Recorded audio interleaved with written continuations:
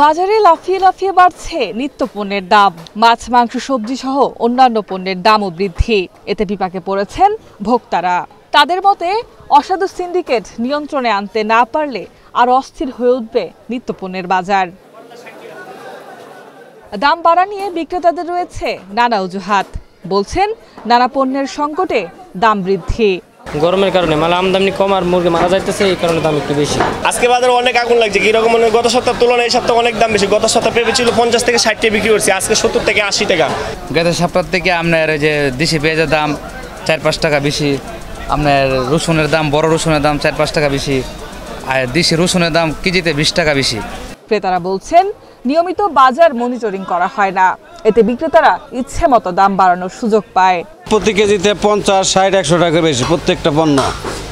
আমাদের মতো গরিবদের মতো এই বাজারে কেনার কোনো সামর্থ্য নাই। প্রতি সপ্তাহে জিনিসের দাম বাড়তেছে 20-30 টাকা করে। গত সপ্তাহে ময়লা ছিল 200 টাকা, এখন 230 টাকাতে কিনছি আজকে। এগুলা মানে আমাদের ইনকাম তো বাড়ছে না।